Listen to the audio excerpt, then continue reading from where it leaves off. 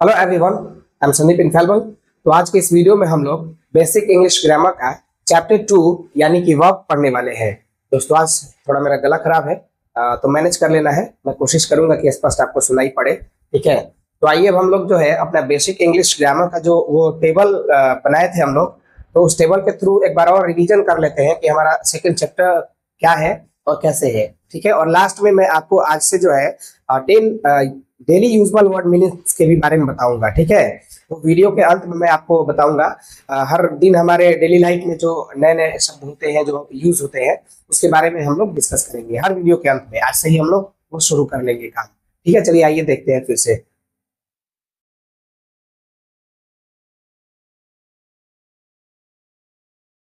तो ये हम लोग टेबल जो है इसके बारे में डिस्कस किए हुए थे। ये हमारा बेसिक इंग्लिश का टेबल है, देख सकते हैं आप लोग। यही ना टेबल मैंने बताया हुआ था, इंग्लिश है और बेसिक इंग्लिश। हम लोग यही वाला टॉपिक हम लोग पूरा पढ़ रहे हैं, ठीक है ना। इसमें हम लोग लाइन से पढ़ना स्टार्ट किए हुए हैं। चैप्टर 1 हम लोग यानी कि सब्जेक्ट जो था वो हम लोग पढ़ लिए थे, ये वाला। इसको मैं ब्लू से ही कर दे रहा हूँ। ये हम लोग पढ़ लिए थे। आज का जो हमारा टॉपिक है वो है वर्ब, यानी हम लोग ये चैप्टर पढ़ने वाले हैं। तो ये बहुत ही काम का चैप्टर है क्योंकि मैं बताया था कि जीरो से एकदम स्टार्ट किए हम लोग पढ़ना। सबसे पहला हम लोग चैप्टर जो पढ़े सब्जेक्ट पढ़े, उसके बाद वर्ब, फिर हम लोग अगला पढ़ेंगे, दोनों को मिलाना सीखेंगे। यानी अगर किसी को इंग्लिश एकदम नहीं आता हो तो उससे भी धीरे धीरे करके बहुत अच्छा अंग्रेजी आ सकता है, ठीक है। बस हमारे चैनल पे बने रहना है, लगातार हर चैप्टर्स को जो है देखते रहना है। शेड्यूल मैंने डाल दिया है यूट्यूब पे, पोस्ट में मैंने शेड्यूल डाल दिया है कि कब मैं कौन कौन सा वीडियो डालते रहूंगा, टाइमिंग क्या होगा और डे क्या होगा। आप वहां से देख करके लगातार हमारे चैनल से जुड़ सकते हैं, ठीक है। तो चलिए अब देर न करते हैं, आते हैं अपने टॉपिक पे। हमारा टॉपिक जो है उसको देखते हैं।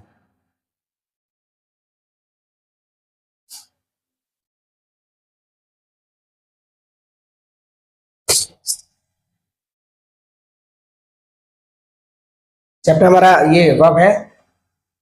ये पहले मेरा क्लास इसी नाम से चलता था तो वही लिखा हुआ है अभी, ठीक है फिलहाल। चलिए इसको मैं छोटा कर दे रहा हूँ ताकि आपको जो है स्पष्ट दिखाई पड़े। अब हम लोग धीरे धीरे डिस्कस करेंगे एक टॉपिक के बारे में। पहले हम लोग ये डिस्कस कर लेते हैं। देखिए वर्ब होता क्या है। तो वर्ब का परिभाषा हम लोग ऐसे देते हैं कि जिससे किसी काम का करना या होना समझा जाए उसे वर्ब यानी कि क्रिया कहते हैं। हम लोग इंग्लिश में भी इसका डेफिनेशन दे सकते हैं। हम कह सकते हैं कि it is an action word. ये एक एक्शन वर्ड है।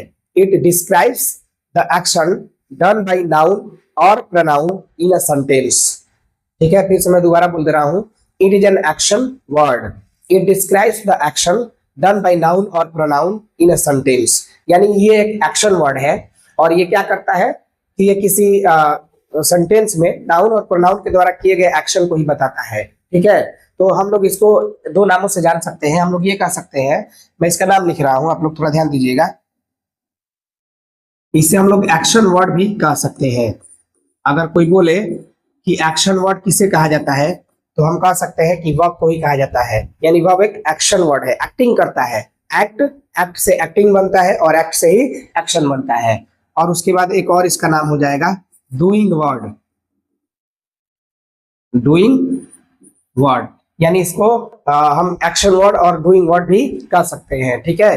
तो ये था वर्ब के बारे में। देखिए एक सब्जेक्ट का, एक पूरे वाक्य का इंफॉर्मेशन जो होता है वो वर्ब के ही पास होता है। वर्ब यानी हिंदी में इसका नाम क्रिया होता है। इसके ही पास पूरा इंफॉर्मेशन होता है एक सब्जेक्ट का। मान लीजिए कि अगर हम लोग यहाँ पे पढ़ाई कर रहे हैं तो अगर इसमें क्रिया ना आए तो हम लोग जान ही नहीं पाएंगे कि क्या कर रहे हैं। जैसे हम लोग पढ़ रहे हैं तो पढ़ना क्रिया है ना, वही बता रहा है कि हम लोग क्या कर रहे हैं। अगर वहां पे कोई लड़का है वो अगर खेल रहा होगा तो हम कहेंगे कि वह है, वह डॉट डॉट है, क्या है, पता चल रहा है, नहीं चल रहा है। अब वो क्या कर रहा है, वहां पे क्रिया जब आएगा, जैसे हम लोग उसमें जोड़ देंगे खेलना, वह खेल रहा है, यानी क्रिया ही आके बताया कि वो लड़का क्या कर रहा है, ठीक है। तो इससे हम ये समझ ले कि एक सब्जेक्ट का इंफॉर्मेशन किसके पास होता है, क्रिया के पास, यानी कि वर्ब के पास होता है। अगर वर्ब ना हो किसी वाक्य में तो पता ही नहीं चलेगा कि कौन सा काम चल रहा है, ठीक है। तो इसीलिए हम लोग कहते हैं इसको एक्शन वर्ड। अब थोड़ा और डीपली डिस्कस करते हैं इसको। एकदम बने रहिए आराम से, आपको जो है इजीली सारा चीज मैं समझा दूंगा। देखिए वर्ब है, पूरे वर्ब को, पूरे इंग्लिश में वर्ब को 2 पार्ट्स में डिवाइड किया गया है। आपको हिंदी तो प्रॉब्लम नहीं होगा ना, मैं यहाँ पे लिख भी दे रहा हूँ अगर हिंदी का जरूरत हो तो। और अगर परिभाषा की जरूरत हो तो मैंने परिभाषा शुरू में बोला अगर आपको लिखना हो, नोट्स बनाना हो, तो आप जो है परिभाषा वहां से ले सकते हैं। और मैंने बताया भी था कि इन सारे पीडीएफ को मैं टेलीग्राम चैनल पे, जो मैं लिंक डाल दूंगा डिस्क्रिप्शन में, वहां से टेलीग्राम चैनल ज्वाइन कर लेना है। और ये जितना भी पढ़ा रहा हूँ सबका पीडीएफ मैं उसमें भेजते रहूंगा, वहां से आप डाउनलोड करके पीडीएफ वहां से भी नोट्स बना सकते हैं, या वीडियो को रोक रोक करके पॉज करके यहाँ से भी नोट्स बना सकते हैं, एज यू लाइक। ठीक है, चलिए अब डिस्कस करते हैं। पूरे इंग्लिश में वर्ब को 2 पार्ट्स में डिवाइड किया गया है। पहला जो है, the first is main verb, जिसको हम लोग लेक्सिकल वर्ब के भी नाम से जानते हैं। ज्यादा पॉपुलर जो इसमें वर्ड है वो ये है, मेन वर्ब ज्यादा पॉपुलर है, हम लोग इसको ज्यादा बोलते हैं। और दूसरा जो हमारा है वो है ऑक्सिलरी वर्ब, ऑक्सिलरी वर्ब। ठीक है, ध्यान रखेंगे, ऑक्सिलरी वर्ब है। और इसका एक और सेकंड नाम है हेल्पिंग वर्ब। तो इसी से हिंदी में निकल जाएगा हमारा। देखिए फिर से दोबारा समझते हैं। मेन मीन्स क्या होता है? मेन मीन्स मुख्य, बोलते हैं ना, ये हमारे पार्टी के मेन आदमी है, यानी मुख्य आदमी है, तो उससे हिंदी हमारा निकल गया मुख्य। और वर्ब मीन्स क्या होता है? क्रिया। तो इसका हिंदी मीनिंग हो गया मुख्य क्रिया। अब इस पे जरा आते हैं, इस पे हम लोग इस वाले से अर्थ इसका निकालते हैं। हेल्प मीन्स सहायता करना या मदद करना, तो उससे हमारा हो गया हेल्प मीन्स सहायक, और वर्ब मीन्स क्रिया, तो हो गया सहायक क्रिया। ठीक है, तो हिंदी याद करना बहुत ही इजी है, नाम से ही हम लोग हिंदी निकाल सकते हैं। ठीक है, चलिए आगे देखते हैं। अब यहाँ पे बात आती है कि हम लोग मेन वर्ब को पहचानेंगे कैसे, और ये पूरे इंग्लिश में होता कितना है। तो देखिए, मेन वर्ब को पहचानने का बहुत ही आसान तरीका है। ठीक है, मेन वर्ब को कैसे हम पहचान लेंगे? तो मेन वर्ब जो हमारा है ये हमेशा ना से एंड होता है। मतलब हिंदी का कोई भी शब्द आएगा तो उसमें ना लगा रहेगा। ना मतलब जैसे खाना पीना, बैठना उठना, मारना भगाना, बुलाना सुलाना, ना पढ़ना खेलना, सब में क्या लगा हुआ है? ना लगा हुआ है। तो अगर हिंदी का कोई शब्द ऐसा है जिसमें ना लगा हो तो हम कह सकते हैं कि वो वर्ब है, क्रिया है। पटना नहीं बोल देना है। अब ये नहीं कि कोई झट से बोल देगा कि पटना, पटना, तो ये क्रिया नहीं है। क्यों नहीं है? अब आप कहिएगा कि इसमें भी तो ना लगा है, तो ना लगने से ही मतलब नहीं है। ना लगने के साथ साथ ऐसा भी प्रतीत होना चाहिए कि उससे कुछ ना कुछ काम हो रहा है, क्योंकि वर्ब क्या होता है? एक्शन वर्ड होता है। पटना एक जगह का नाम है, इससे क्या काम हो रहा है? वो तो पड़ा हुआ है एक जगह पे, तो इसलिए पटना वर्ब में नहीं आएगा, ध्यान रखना है। मतलब ना लगा होना चाहिए, और साथ ही में क्या होना चाहिए? साथ ही में लगना चाहिए कि कुछ ना कुछ काम हो रहा है, तभी वो क्रिया होगा। तो अब मेन वर्ब को मेरे ख्याल से आप पहचान सकते हैं इजिली। जब भी कोई वर्ड जिसके अंतिम में ना लगा हो, हिंदी वाले शब्द, और उससे ये पता चले कि कोई ना कोई काम हो रहा हो, तो फिर वो मेन वर्ब है। ठीक है, ये कितना होता होगा पूरे दुनिया भर में? 10, 20, 50, 100, 1 करोड़, कितना होता होगा? ये अनंत होता है। इंडेफिनिट मैंने यहाँ पे लिखा हुआ है, ये अनंत होता है। मतलब इसकी कोई गिनती ही नहीं है कि ये कितना होता है, बहुत ज्यादा होता है। तो हम कह सकते हैं कि कितना होता है? अनंत होता है। ठीक है, ये ध्यान रखिएगा, ये बहुत ज्यादा होते हैं। ठीक है, तो मतलब आप तो बोल के देखिए, पढ़ना लिखना खेलना कूदना मारना बुलाना सुनाना, ऐसे ऐसे बोलते जाएंगे, कभी खत्म ही नहीं होगा। अब थोड़ा सा और कुछ एग्जांपल्स मैंने लिखा हुआ है। वो मीन्स जाना, देखिए यहाँ पे क्या है? ना आया हुआ है।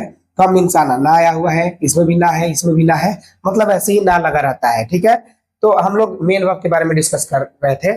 थोड़ा सा एक पॉइंट डिस्कस कर लेते हैं ऑक्सिलरी वर्ब के बारे में। इसको कैसे पहचानेंगे? इसको पहचानना आसान है। ये ना से अंत होता है, और ये पूरे दुनिया में अनंत होता है, बहुत ज्यादा होता है। इसको पहचानने का तरीका नहीं है। हम लोग क्या करेंगे ना कि इसमें जितना होता है सब याद कर लेंगे, और इसमें ज्यादा नहीं होता है। इसमें ओनली 24 होता है। मैंने इसमें बताया कि मेन वर्ब बहुत ज्यादा होते हैं, अनंत होते हैं, लेकिन ऑक्सिलरी वर्ब कहिए चाहे हेल्पिंग वर्ब, ये ज्यादा से ज्यादा 24 यानी कि 2 दर्जन होते हैं। कितने? 2 दर्जन, इससे ज्यादा नहीं होते हैं। और 24 को हम लोग याद कर लेंगे। अब हम क्या करेंगे यहाँ पे कि थोड़ा सा लगाएंगे ब्रेक। किसके लिए? ऑक्सिलरी वर्ब के लिए। और इसके बारे में कंप्लीट डिस्कस कर लेंगे, तब फिर हम लोग दोबारा अब ऑक्सिलरी वर्ब के बारे में एक बार और डिस्कस करेंगे। ठीक है, उसके पूरे पार्ट्स के बारे में। पहले अब आते हैं इस पे। देखिए अब इसमें है क्या?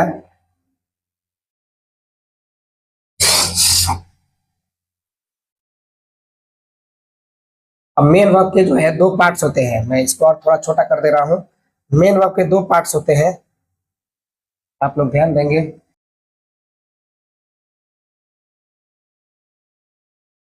ये जो ना वाले थे, इसके 2 पार्ट्स होते हैं। एक होता है ट्रांजिटिव वर्ब और एक होता है इंट्रांजिटिव वर्ब।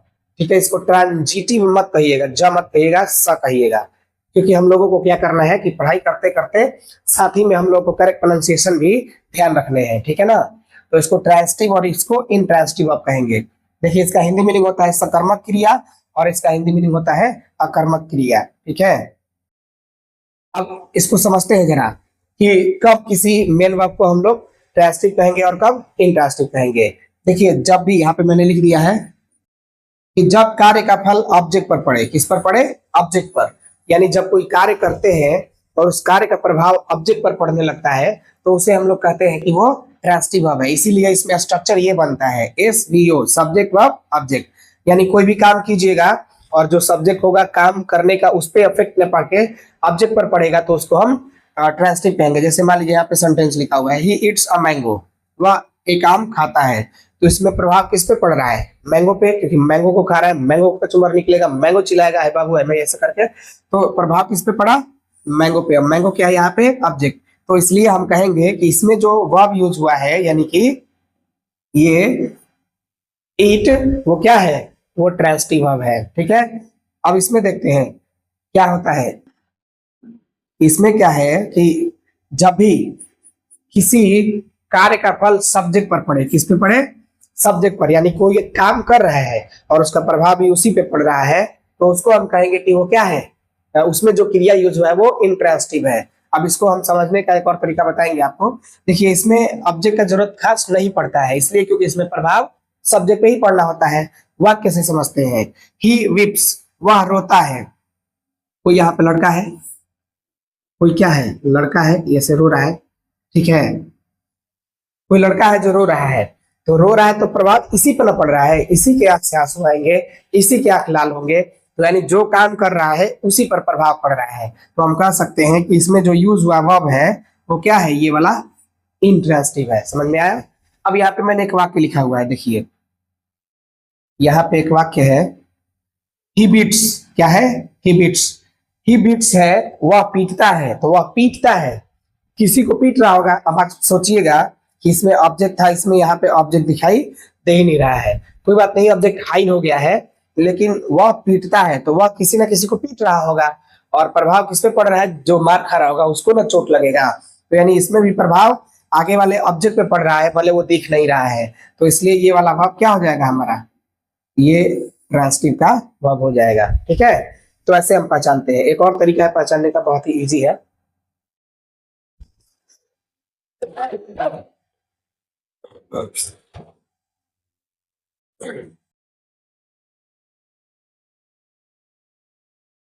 देखिए एक और तरीका क्या है उसे समझ लेते हैं। हम क्या करेंगे कि जैसे ट्रांजिटिव और इंट्रांजिटिव है, इन मीन्स में या अंदर होता है ना, तो मान लीजिए कि जब खुद ही पे प्रभाव पड़ेगा, खुद ही के अंदर, इंट्रांजिटिव हो जाएगा, मतलब खुद ही पे प्रभाव पड़ रहा है तो इंट्रांजिटिव, किसी और पे पड़े भाड़ में जाए वो, तो हम क्या कहेंगे, वो ट्रांजिटिव कहेंगे। ऐसे भी याद कर सकते हैं, इन मीन्स में यानी खुद सब्जेक्ट पर, और ट्रांजिटिव यानी दूसरे पर यानी कि ऑब्जेक्ट पर, ऐसे याद कर सकते हैं। तो हम मेन वर्ब के बारे में डिस्कस कर रहे थे कि इसको ना से पहचाना जाता है, पढ़ना लिखना खेलना कूदना, ये पूरे अंग्रेजी में अनंत होता है, और इसे 2 पार्ट्स में डिवाइड किया गया है, ट्रांजिटिव और इंट्रांजिटिव के नाम से। अब थोड़ा और देखते हैं आगे। आप लोगों को याद होगा कि आप वर्ब का फॉर्म पढ़े होंगे, ठीक है, वर्ब का फॉर्म, तो ये रहा आपका वर्ब का फॉर्म। तो जो वर्ब का फॉर्म होता है, ठीक है, वो मेन वर्ब का ही होता है। 3 चीजों के बारे में हम लोग डिस्कस करते हैं ना, कि जैसे एक होता है नंबर यानी कि संख्या, एक होता है टाइप जिसका कि मतलब होता है प्रकार, और एक होता है फॉर्म जिसका कि मतलब होता है रूप। यानी कि मैं 3 चीज हमेशा आप लोगों को बताता हूँ कि हम लोग को 3 चीजों के बारे में डिस्कस करना है। 3 चीजों के बारे में जो डिस्कस करना है वो क्या है, पहला है नंबर यानी कि संख्या, एक है हमारा टाइप यानी कि प्रकार, और एक है हमारा फॉर्म यानी कि रूप। तो देखिए मेन वर्ब का नंबर की बात करें तो यह असंख्य है, कितना है, असंख्य। और टाइप की बात करें मेन वर्ब का तो 2, ट्रांजिटिव और इंट्रांजिटिव हम लोगों को मिला। अगर हम फॉर्म की बात करें तो टोटल 5 है, आपको दिख भी रहा होगा बोर्ड पे 5। देखिए वर्ब 1 2 3 4 5 है ना। अब सबके नाम है, यहाँ पे हम लोगों को ना नाम याद करने हैं। जैसे वर्ब 1 को हम लोग बोलते हैं प्रेजेंट टेंस, वर्ब 2 को हम लोग बोलते हैं पास्ट टेंस, वर्ब 3 को पास्ट पार्टिसिपल, वर्ब 4 को प्रेजेंट पार्टिसिपल, और वर्ब फिफ्थ यानी कि 5 जो होता है हम उसको बोलते हैं प्रेजेंट टेंस। अब यहाँ पे बात ये आ रही है कि हमारा पहला वाला भी प्रेजेंट टेंस है और लास्ट वाला भी, तो दोनों में डिफरेंट क्या है? तो अधिकांशतः बच्चे ये बता देते हैं जल्दबाजी में कि प्रेजेंट टेंस यानी कि वर्ब वन जो है और फिफ्थ में अंतर जो है वो एसीएस का है। किसका है? एसीएस का। इसमें एसीएस नहीं लगा है, इसमें एसीएस लगा है। ठीक है, ये भी एक डिफरेंट हो सकता है, लेकिन मेन एक्चुअल जो डिफरेंस होता है इन दोनों में वो होता है, मैं आपको बता देता हूं, वो होता है आपको सिंगुलर और प्लूरल का। ये जो होता है प्लूरल होता है, यानी V1 जो होता है वो प्लूरल होता है और V5 जो होता है वो सिंगुलर होता है। यहाँ पे आप थोड़ा कंफ्यूज होइएगा कि ये सिंगुलर कैसे होता है, क्योंकि इसमें जुड़ रहा है तो इसको क्या होना चाहिए? इसको होना चाहिए प्लूरल, लेकिन ये हो रहा है सिंगुलर। ये नाउन का उल्टा होता है। जैसे हम नाउन में एस लगाते हैं, बॉय को बॉयज करते हैं तो वो क्या बनता है? प्लूरल। गर्ल को गर्ल्स करते हैं तो वो बनता है प्लूरल। बुक को बुक्स कर देते हैं तो वो बनता है प्लूरल। लेकिन वही अगर वर्ब में एस जोड़ते हैं तो ये प्लूरल ना बन के सिंगुलर बनता है। यानी हम कह सकते हैं कि ये नाउन के मामले में उल्टा है, सिंगुलर प्लूरल के मामले में नाउन से ये उल्टा है। ठीक है, ये ऑलरेडी क्या होता है? ये ऑलरेडी प्लूरल होता है। ठीक है, और इसमें एस जोड़ने पे ये सिंगुलर बन जाता है। देखिए प्रूफ करते हैं। यही कारण है कि जब हम लोग कोई वाक्य बनाते हैं, जैसे हम लोग बनाते हैं कि वे लोग खेलते हैं, तो यहाँ समझेंगे दे जो सब्जेक्ट है वो सिंगुलर है कि प्लूरल? दे सब्जेक्ट प्लूरल है, बहुत ज्यादा है तो प्लूरल ही ना है, तो ये सब्जेक्ट हो गया प्लूरल, यानी हमारे पास प्लूरल सब्जेक्ट है। ठीक है, और वही अगर प्ले की बात करें तो प्ले क्या है? क्या देखिए प्ले इसमें आएगा ना, तो प्ले भी क्या है? प्लूरल है, यानी प्लूरल सब्जेक्ट प्लूरल वर्ब। जैसा देश वैसा भेष, यानी जैसा सब्जेक्ट वैसा वर्ब। तो सब्जेक्ट प्लूरल तो क्रिया भी प्लूरल। ये वाक्य हमारा हो जाता है करेक्ट। क्या हो जाता है? करेक्ट। वही अगर हम बात करते हैं किस चीज का, वही अगर हम बात कर लें दूसरा सब्जेक्ट चेंज करके ही प्ले कर दें, तो देखिए सब्जेक्ट क्या है? सिंगुलर। सब्जेक्ट क्या है जी? सिंगुलर। और ये वर्ब क्या है? प्लूरल है, क्योंकि प्ले क्या होता है? इधर होता है प्लूरल होता है। तो सब्जेक्ट सिंगुलर और वर्ब प्लूरल मैच कर रहा है क्या? नहीं ना कर रहा है, तो इसलिए हम लोग इसे भी क्या कर देते हैं? एस जोड़ के सिंगुलर बना देते हैं। अब सब्जेक्ट के साथ जो क्रिया लगा वो भी क्या हो गया? सिंगुलर। यानी सब्जेक्ट सिंगुलर और क्रिया भी सिंगुलर। यहीं से आप एक चीज ध्यान रख लें, यही कारण है कि हम लोग कई बार जब पढ़ते हैं तो हम लोग को कई टीचर लोग लिखवाते हैं कि ही सी इट नेम के साथ जब कोई क्रिया आता है तो उसमें से जोड़ दिया जाता है। क्यों जोड़ दिया जाता है? यही कारण है कि ही सी इट और सिंगुलर का जो नेम होता है वो जितने भी होते हैं सब सिंगुलर में होते हैं, और क्रिया भी हमें सिंगुलर चाहिए होता है, तो हम एस जोड़ के उसे सिंगुलर बना देते हैं और हमारा सेंटेंस सही हो जाता है। ठीक है, तो हम इसीलिए जोड़ते हैं, न कि बचपन से रट्टा मारे हैं कि एस लगाया जाता है तो हम लगाते रहते हैं, उससे नहीं। क्यों लगाते हैं मैंने आज आपको बता दिया। ठीक है, तो दोनों में खास अंतर क्या है? प्लूरल और सिंगुलर का। अब थोड़ा और डिस्कस करते हैं। देखिए डू और सेकंड फ्रॉम डीड और डन, यहाँ पे आईएनजी लगता है इसमें, और इसमें एसीएस जोड़ा जाता है। तो बेसिकली ये दोनों जो है हम लोग याद कर लेते, याद नहीं करना होता है, हम बना ही लेते हैं लगभग। याद हम लोग को ये करना होता है, ये फर्स्ट सेकेंड और थर्ड, क्योंकि यही चेंज होते रहता है। जैसे बी का बी वॉज बीन हो गया, ठीक है, और बीइंग और इज हो गया, यहाँ पे ऐसे करके हो गया। एंजॉय का एंजॉयड, देख रहे हैं ना, कभी कुछ हो रहा है कभी कुछ हो रहा है, ऐसे चेंज होते रहता है, इसलिए इनको हमें याद करना होता है। ये बहुत सारे होंगे, लाखों करोड़ों होंगे, जरूरत के अनुसार हम लोग इसे याद करते रहेंगे। ठीक है, तो ये बहुत सारे होते हैं। और बाकी ये जो है दोनों, इसमें हम लोग को क्या करना है? बस इसमें आईजी जोड़ देना है, इसमें एसीएस जोड़ते रहना है। जब वाउल का कोई वर्ड रहता है, जैसे डू है और यहाँ पे क्या है? वो है वाउल है, तो इसमें हम लोग क्या किए हैं? ईएस जोड़ दिए हैं। और बाकी जैसे कि बाकी जहाँ पे नहीं रहता है वाउल, वहां पे हम लोग क्या जोड़ देते हैं? वहां पे एस जोड़ देते हैं। जैसे यहाँ वाई वाला आता है तो उसमें कुछ और ही जोड़ देते हैं। अगर वाई से पहले कॉन्सोनेंट रहता है तो वाई को आई में चेंज करके तब हम लोग एस जोड़ देते हैं। और अगर मान लीजिए कि वाई के पहले वाउल रहता है तो डायरेक्ट हम यहाँ पे क्या जोड़ दिए हैं? एस जोड़ दिए हैं। अब जैसे ट्राई है, तो ट्राई में कॉन्सोनेंट है तो वाई को आई में चेंज करके तब आप यहाँ पे हम लोग ईएस जोड़े हैं। तो ये थोड़ा सा एक दो नियम है, जब आप लोग देखिएगा ध्यान से तो खुद ब खुद समझ में आ जाएगा। एक बात ध्यान रखिएगा कि हम लोगों को हर हाल में जो है ये नेम याद रखने हैं, present tense, past tense past participle, present participle, present tense. क्योंकि एग्जाम में कभी कभी प्रश्न इससे बन जाता है। प्रश्न ये बनता है, पूछ देता है एग्जाम में, पूछ देता है क्या चीज, पूछता है कि देखिए मैं आपको क्वेश्चन एक पूछ के दिखाता हूँ।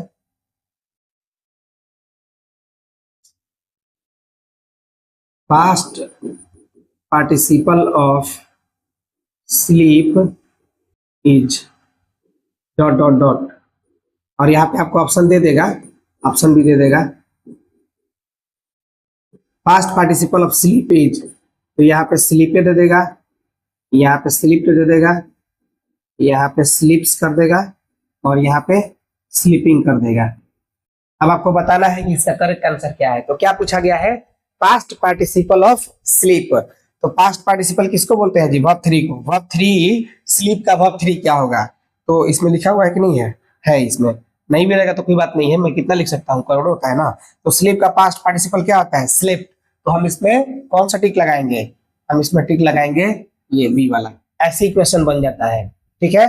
तो इसलिए हम लोगों को याद रखना है, ये सब नेम नहीं याद रखेंगे तो ऐसा जब क्वेश्चन आएगा तो हम लोग मिस कर सकते हैं, ठीक है। तो अब हम लोग को क्या करना है, नेम याद रखने हैं। तो ये हमारा जो था ये टोटल मेन वर्ब के बारे में था। अब हम लोग चलते हैं ऑक्सिलरी वर्ब, जो हमारा दूसरा टॉपिक था उसके बारे में डिस्कस करेंगे। मेन वर्ब के बारे में इतना ही था, आप लोग याद रखिएगा, ठीक है। ये सारा जो पीडीएफ है मैं भेज दूंगा आप लोगों को ग्रुप में। चलिए अब देखते हैं, मैं यहाँ से दिखा दूं आपको। ये मेन वर्ब के बारे में हम लोग डिस्कस कर रहे थे, ये वाला। अब हम लोग डिस्कस करेंगे ये पूरा 24 होते हैं। चलिए सेकंड पेज लाता हूं मैं। देखिए मैंने यहाँ पे क्या कर दिया है कि दूसरा मैं लिख दिया हूँ सेकंड, और ये टोटल 24 होते हैं। ध्यान रखेंगे टोटल कितने होते हैं, 24। मेन वर्ब अनंत होते हैं। अब इसके बारे में जरा डिस्कस किया जाए। देखिए मेन वर्ब जो 24 होते हैं उसको भी 2 पार्ट्स में डिवाइड किया गया है। जैसे कि main verb sorry auxiliary verb, auxiliary verb जो 24 होते हैं इनको 2 पार्ट्स में डिवाइड किया गया है। सेम लाइक उसकी तरह जो मेन वर्ब था, जो कि 2 पार्ट्स में डिवाइड किया गया था, ट्रांसिटिव और इंट्रांसिटिव के नाम से। इसमें क्या है, इसमें प्राइमरी है, प्राइमरी ऑक्सिलरी वर्ब, और इसमें दूसरा जो है हमारा मॉडल ऑक्सिलरी वर्ब, यानी इन नामों से इनको डिवाइड किया गया है अलग अलग पार्ट्स में। अब क्योंकि ये 24 होते हैं तो हमारे दिमाग में आएगा कि 12 इसमें होगा 12 उसमें होगा, जो कि नहीं है ऐसा। इसमें 11 रखा गया है और बाकी जो 13 बचा उसको इधर रख दिया गया है, यानी ये 11 और 13 दोनों को ऐड करेंगे तो 24 हो ही जाएगा। अब क्यों 11 इसमें रखा गया है और क्यों 13 इधर रखा गया है, इस पे भी डिस्कस कर सकते हैं। इसमें ऐसा नहीं है कि ये जो है ज्यादा सेवा कर रहा था ऑक्सिलरी वर्ब का तो इसको ज्यादा मिल गया, और ये कम सेवा कर रहा था तो इसको कम मिल गया, इसको मतलब 2 ज्यादा मिल गया, ऐसा नहीं है। इसका कुछ और ही पार्टिकुलर रीजन है जिसके बारे में भी मैं तुरंत बताऊंगा आपको। पहले समझ लेते हैं कि क्या क्या आता है। देखिए प्राइमरी ऑक्सिलरी वर्ब में ये बी करके मैंने लिखा हुआ है, बी के बारे में तुरंत अभी बताने वाला हूँ। ये बी करके लिखा हुआ है, am is are was verb, total कितना है 5। यहाँ पे डू है, do does did, verb to have है, हैव हैज हैड। अब ये क्यों अलग रखा गया है और ये क्यों डू बी ये सब हैव लिखा हुआ है, अभी डिस्कस करने वाले हैं। इससे पहले थोड़ा इसके बारे में भी देख लेते हैं। 11 समझ गए, am is are was verb, do does did, have has had. ये टोटल 11 जो है वो प्राइमरी ऑक्सिलरी वर्ब के नाम से जाने जाते हैं। अगर कोई पूछे प्राइमरी ऑक्सिलरी वर्ब तो यही बताना है। अब मॉडल में आ जाते हैं। मॉडल में हमारा है कैन, मे है, कुड है, माइट है। देखिए कैन का ही कुड होता है, मे का माइट होता है पास्ट फॉर्म में, शैल विल है, शैल का पास्ट शुड, और विल का past would, must dare need ought to used to. ये टोटल गिनेंगे काउंट कीजिएगा तो ये 13 होगा, ठीक है। 13 11 24 हो जाता है। अब थोड़ा डिस्कस करते हैं कि क्यों ये जो है मतलब 11 को ही अलग रखा गया है, और ये डू बी है का मतलब क्या होता है। तो देखिए मैं बता दूं कि प्राइमरी ऑक्सिलरी वर्ब जो है वो हमारा मेन वर्ब जो था ना फर्स्ट वाला, उससे ये बना हुआ है, और ये किसी से भी बना हुआ नहीं है। ये उसका फॉर्म है मेन वर्ब का, इसलिए इनको अलग रखा गया है, और ये फॉर्म इनके नहीं है इसलिए इनको अलग रखा गया है। अब ये कैसे बने हैं मैं दिखाता हूँ आपको, ध्यान से समझिएगा। फिर से ऊपर वाला लाना पड़ेगा। देखिए ये डू है, और डू का देखिए हम किसको लिखते हैं, हमेशा टेंस को ही लिखते हैं, ठीक है ना। तो टेंस हमारा क्या है, ये है, ये है, और एक ये है लास्ट वाला है, 3 वो है हमारा टेंस, ठीक है। तो देखिए डू है, डू से बना डीड, और इन दोनों को तो लिखना नहीं है, ये है तो डू, और ये डीड, और ये डज। देखिए डू से मिल जाएगा आपको, डू डज डीड। अब बी पे आते हैं। बी है, बी मीन्स वॉज, यहीं पे वर्ब भी होता है लेकिन मैंने लिखा हुआ नहीं है, तो बी वॉज वर्ब हो जाएगा। और यहाँ पे एम इज तो है, एम आर दोनों होता है, लेकिन क्यों नहीं लिखा हूँ, इसलिए नहीं लिखा हूँ क्योंकि ये सिंगुलर फॉर्म है। यहाँ पे अगर आर लिख दिया जाएगा तो आर तो प्लूरल होता है ना, तो कोई बोलेगा कि अरे या तो सिंगुलर है, यहाँ पे आर प्लूरल कहाँ से आ गया, तो गलती वाली बात आने लगेगी। तो हम समझेंगे कि इज आर एम तीनों होता है यहाँ पे, तो इज आर एम तीनों हो गया। इन दोनों को तो लिखना नहीं होता है क्योंकि ये टेंस नहीं है, ये पार्टिसिपल है दोनों, तो इज आर एम इसमें हो गया, वॉज वर इस पे हो गया। तो देखिए आपको मिलेगा बी में am is are was were. और है वाला में देख लेते हैं, देखिए ये भी एक टेंस है हैव, ये भी एक टेंस है हैड, और ये भी एक टेंस है हैज, यानी हैव हैड हैज, ये दोनों को लिखते नहीं है, तो हैव हैड हैज। देखिए हैव हैज हैड हो गया ना क्लियर। तो ये जो है ऑक्सिलरी वर्ब वो किससे बने हैं, मेन वर्ब से बने हुए, इसलिए इनको अलग रखा गया है। क्लियर हो गया। अब चलिए देखते हैं मॉडल वर्ब के बारे में। जैसा कि मैंने बता दिए टोटल 13 होते हैं। अब इसके बारे में मैंने कुछ नोट्स लिखा हुआ है। टोटल हम लोगों को 9 को नोट्स दिख रहे हैं, और मैं लास्ट में ऐड कर दूंगा, ठीक है 10 हो जाएगा। अब देखिए इसके बारे में मैंने पूरा जो है डिस्क्राइब किया हुआ है कि ये सब का क्वालिटीज क्या होता है, वो देखते हैं। देखिए इनके V1, V2, V3, V4, V5 forms नहीं होते हैं, यानी जितने भी मॉडल वर्ब दिख रहे हैं इनके वर्ब फॉर्म्स नहीं होते हैं। लाइक मेन वर्ब, जैसे मेन वर्ब का वर्ब 1 2 3 4 5 होता है ना, जैसे गो का गो, वेंट गॉन गोइंग करके, तो वैसे जो है कैन का कैन, कैंड, कैनिंग, कैन ऐसे नहीं होता है, ठीक है ना, ये ध्यान रखिएगा। ये बात लिखा हुआ है, समझते चलेंगे इसको क्लियरली। रुक दे रहा हूं उसको। चलिए एक क्लियर हो गया हमारा, यानी ये वाला। अब देखिए इसमें जो टोटल 13 है, 13 में से 2 आपको ऐसा दिखाई पड़ रहा होगा जिसमें 2 लगा है। देखिए आउट टू और यूज टू वही लिखा हुआ है। यूज्ड और आउट को छोड़ के किसी भी मॉडल और गिली वर्ब के साथ टू नहीं लगता है, ठीक है ना। एग्जाम में क्वेश्चन आएंगे तो उसको ध्यान रखने हैं। तीसरा है ये हेल्पिंग वर्ब का काम करता है, मेन वर्ब का नहीं। हेल्पिंग वर्ब मतलब सहायक क्रिया, ये सहायक क्रिया है ही। मेन वर्ब तो हमारा खाना पीना, पढ़ना लिखना, कूदना था। अगला है that, so that, in order that, यानी that, so that, in order that के बाद में जब भी हम लोगों को मॉडल ऑक्सिलरी वर्ब फिल करना रहता है तो हम मे को फिल करते हैं, ठीक है। मतलब इनमें से 13 में से सिर्फ क्या लगता है, मे। कब, जब ये तीनों आते हैं, ये सब कंजंक्शन में होते हैं। अगला हमारा नोट्स है लिस्ट, LEST। लिस्ट के बाद हमेशा मॉडल वर्ब क्या लगता है, शुड लगता है। देखिए लिस्ट भी बहुत तरह का होता है। लिस्ट क्या होता है, एक लिस्ट आप लोग ये पढ़े होंगे जिसका मतलब होता है सूची। क्या होता है, सूची। ये नाउन है, क्या जी, नाउन है। एक लिस्ट होता है LEAST, ये एडजेक्टिव है। इसका मतलब होता है सबसे कम, सबसे कम। थोड़ा लिटिल का ये सुपरलेटिव वाला फॉर्म होता है। और एक लिस्ट मिल गया हम लोगों को, ये सब उच्चारण में की जैसा हो रहा है, ये कंजंक्शन का वर्ड है। ये क्या है, कंजंक्शन है, जिसका मतलब होता है नहीं तो, ठीक है ना। ध्यान रखेंगे, इतने सारे हमारे लिस्ट होते हैं।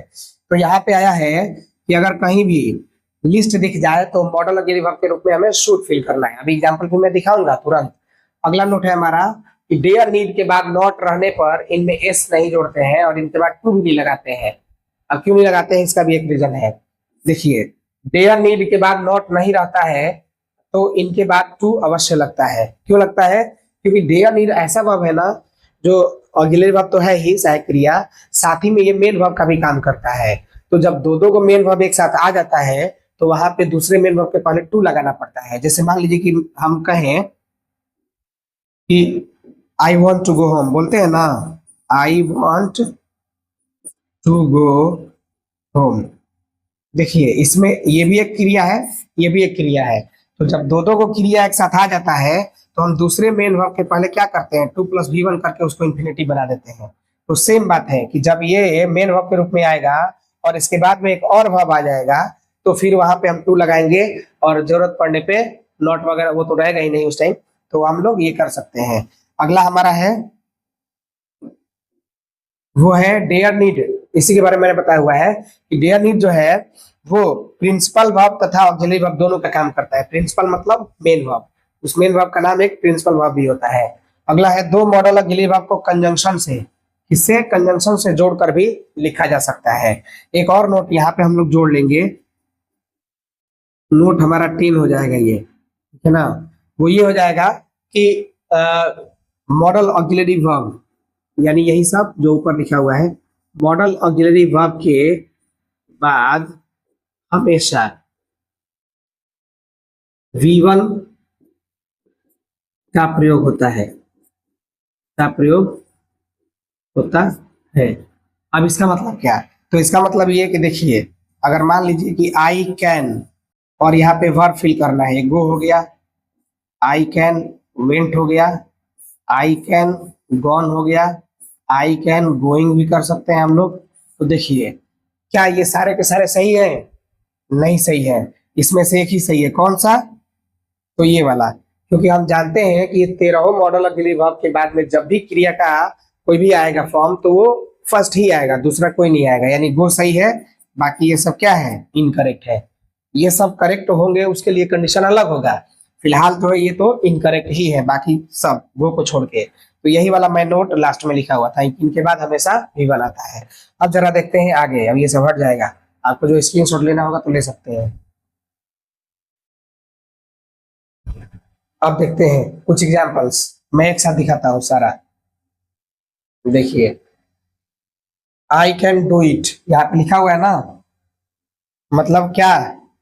मतलब ये कि अभी डिस्कस किए हम लोग कि मेन वर्ब के बाद में, ये ऑक्सिलरी वर्ब के बाद में क्या आता है मॉडल वाला? वो V1 आता है, तो डू V1 आया है। इसके बाद भी V1 आया है। मे आई कम इन आया है, माइट आई कम इन, ये सब एग्जाम्पल लिखा हुआ है। You shall learn English, you should take medicine, work hard, list आ गया है। तो हमने अभी भी डिस्कस किया कि लिस्ट के बाद में हमेशा क्या लगता है? लिस्ट के बाद में शुड लगता है, तो इसलिए यहाँ पे क्या लिखा गया है? शुड लिखा गया है। I will go there, he said that he would go, he must free the poor, I need your help, I need not go there. अब यहाँ पे क्या है कि डिस्कस किए थे हम लोग कि डे और नीड के बाद में जब नॉट रहता है तो एसीएस नहीं लगता है। तो यहाँ पे नीड नॉट के बाद में जो गो आया है उसमें एसीएस नहीं जुड़े हुए हैं, ठीक है, यहाँ भी नहीं जुड़े हुए हैं। लेकिन यहाँ पे नॉट नहीं आया है, तो जरूरतानुसार हम लोग डेयर्स कर लिए हैं। और यहाँ पे एक और वर्ब आया है, तो 2 + V1 भी कर लिए हैं। आउट टू होता ही है, आउट बताया था ना कि यूज और आउट के साथ टू लगता है, बाकी किसी के साथ टू नहीं लगता है। ये शुड एंड मस्ट, ये एग्जांपल लिखे थे कि 2 मॉडल ऑक्सिलरी वर्ब को कंजंक्शन से जोड़ सकते हैं। तो देखिए, शुड भी एक मॉडल ऑक्सिलरी वर्ब हो गया, मस्ट भी हो गया। अब बीच में क्या आएगी? बीच में हमारा कंजंक्शन है, यानी 2 मॉडल ऑक्सिलरी वर्ब को कंजंक्शन से जोड़ के भी लिखा जा सकता है। तो ये टोटल हमारा जो था, ये मॉडल ऑक्सिलरी वर्ब नहीं बल्कि मॉडल ऑक्सिलरी वर्ब ही था। लेकिन ये पूरा ओवरऑल हमने वर्ब चैप्टर के बारे में डिस्कस किया। वर्ब के बारे में इतना ही होता है, सिंपल वे में देखा जाए तो बेसिक लेवल पे। बाकी इसका जो हाई लेवल होगा वो काफी लंबा होता है, जो कि 2-4 क्लासेस लग जाते हैं, अधिक भी लगते हैं, तो वो हम लोग बाद में पढ़ेंगे। फिलहाल बेसिक लेवल पे इतना ही, ठीक है। तो जैसा कि मैंने शुरू में बताया था वीडियो की स्टार्टिंग में, कि मैं आप लोगों को आज के इस वीडियो से ही हर दिन जो है 10-10 वर्ड मीनिंग्स का प्रैक्टिस कराऊंगा। आज मैं आपको 20 कराऊंगा, इसलिए क्योंकि सब्जेक्ट चैप्टर में मैंने जो है 10 डेली यूजुअल वर्ड्स के बारे में डिस्कस नहीं कराया था। तो 10 उसका मान लीजिए और 10 इस वाले सेशन का मान लीजिए। उसके बाद हम लोग हर रोज 10-10 ही करेंगे, आज 20 लेकिन करेंगे। और ये जो वर्ड मीनिंग होगा ये काफी इंपॉर्टेंट होगा। चलिए देखते हैं some interesting daily usual words and meanings, ठीक है। तो इन सारे वर्ड्स को हम अपने डेली लाइफ में यूज कर सकते हैं। कई बार होता क्या है कि हम अपने डेली लाइफ में जो हम बातचीत करते हैं उनमें बहुत सारे ऐसे शब्द आते हैं जिनको हम इंग्लिश में बोल नहीं पाते हैं। तो ये सारे शब्द वैसे ही हैं जो डेली लाइफ में हम यूज करते रहते हैं। इनको ये याद कर लेने से हमें फायदा ये होगा कि हम अपने बातचीत के क्रम में इनको यूज करके अपना इंप्रेशन भी बना सकते हैं। एक खास बात और भी है कि मैं इन सारे वर्ड्स को लिखते टाइम इनका करेक्ट प्रोनाउंसिएशन भी लिखा हुआ है कि कैसे इसको सही उच्चारण करेंगे, क्योंकि कई बार सही उच्चारण न करने की वजह से हम इंटरव्यू में रिजेक्ट हो जाते हैं। और कई बार समाज में जो पढ़े लिखे लोगों का समाज होता है वहां पे हमें एम्बैरेसमेंट फील होने लगता है अगर हम कभी गलती यूज कर देते हैं, गलती उच्चारण कर देते हैं। तो वो आपको मैं नहीं होने दूंगा, आप कहीं भी एम्बैरेस फील नहीं कीजिएगा। चलिए देर न करते हुए सारे वर्ड्स को डिस्कस करेंगे। आज 20 करने वाले हैं। रोज हम लोगों को हालांकि 10 ही करना है, पर आज क्यों 20 करना है मैंने पहले ही आपको बता दिया है। चलिए देखते हैं इन सारे वर्ड्स को। पहला वर्ड है हमारा ये है, पहला हमारा वर्ड है वो है कैबी। क्या है? कैबी। कैबी का मतलब होता है टैक्सी ड्राइवर।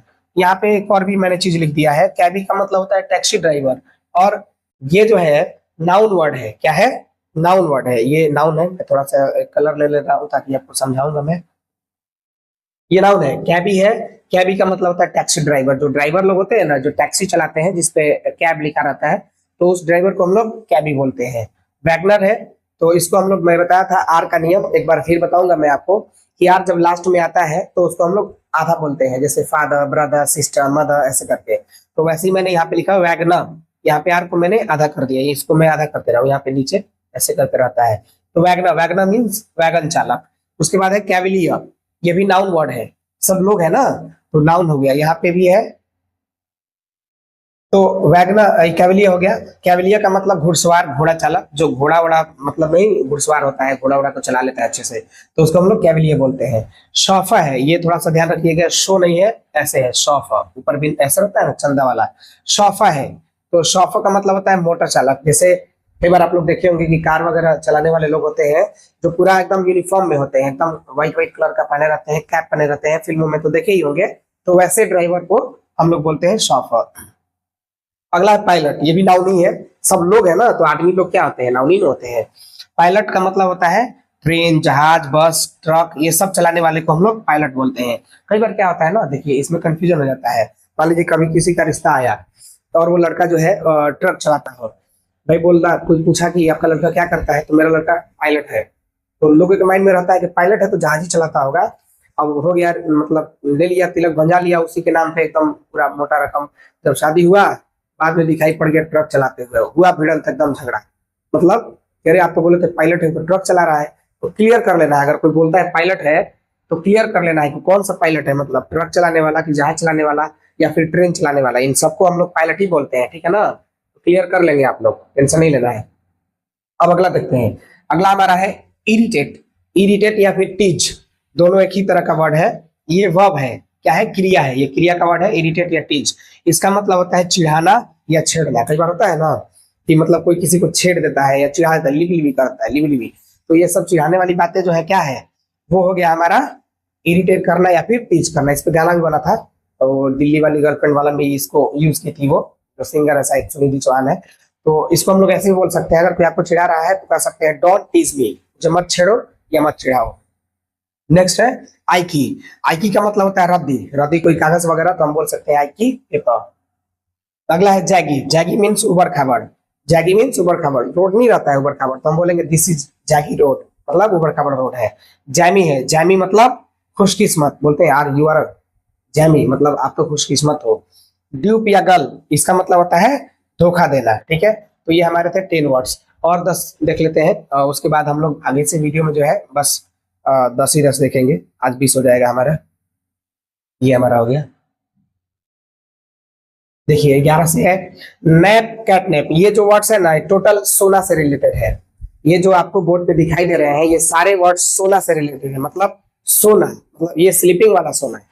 सोना कितने प्रकार का होता है ये देखते हैं, वो सोना गोल्ड वाला सोना नहीं, ठीक है ना, ध्यान रखेंगे। ये वर्ब वाले हैं, सारे के सारे वर्ब में आएंगे, कोई कोई इसमें और भी दूसरे पार्ट्स ऑफ स्पीच के होंगे।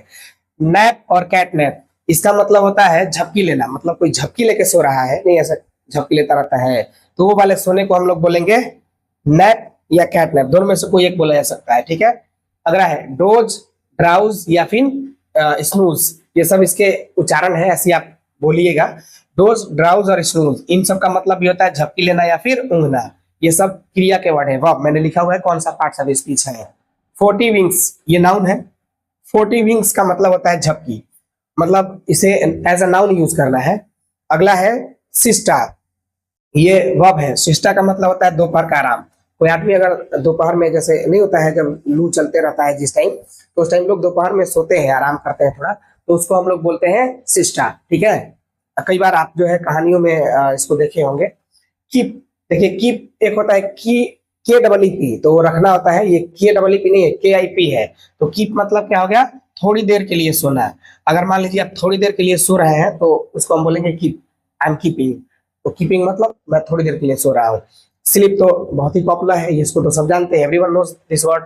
तो स्लीप मींस, स्लीप का मतलब हो गया सोना, पहले से जानते हैं। स्लम्बर मतलब भी होता है सोना, मैंने बताया था ना कि हर जब लास्ट में आता है तो उसको आधा बोला जाता है स्लम्बर। स्लम्बर मींस सोना, ये भी वर्ब है, क्रिया है। एस्लीप, एस्लीप मतलब ये एस्लीप का अस्लीप है, अस्लीप यानी सोया हुआ, ये क्या है, सोया हुआ। ये स्नो है, यहाँ पे थोड़ा सा लिखने में तो हिंदी है ना, तो हिंदी में गड़बड़ हो जाता है। ये चंदा वाला है स्नो, और ये हाफ है। तो स्नो का मतलब होता है खराटे लेना। खराटे लेके अगर कोई सोता है तो उसको स्नॉट बोला जाता है। तो आर को आधा बोलना है लास्ट में, तो स्नो कहेंगे।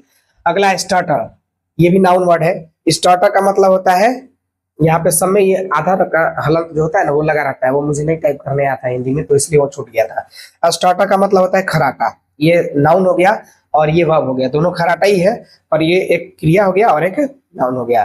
तो आज के हमारे इस वीडियो में इतना ही, ठीक है। मिलेंगे एक नेक्स्ट वीडियो में, हमारा जो नेक्स्ट टॉपिक होगा उसके साथ। तो आप जो है हमारे चैनल से जुड़ करके इन सारे वर्ड्स को भी, मतलब आपको जो टॉपिक है वो पढ़ना है, साथ ही साथ इन वर्ड्स को भी याद करते रहना है, क्योंकि बहुत ही इंटरेस्टिंग वर्ड है ये सब, जो हमारे हर दिन के लाइफ में आते रहते हैं, ठीक है। तो इस वीडियो को जो है अगर अच्छा लगे तो अपने दोस्तों के साथ शेयर भी करिएगा, चैनल को सब्सक्राइब भी कर लीजिएगा। मिलते हैं नेक्स्ट वीडियो में, टिल देन बाय।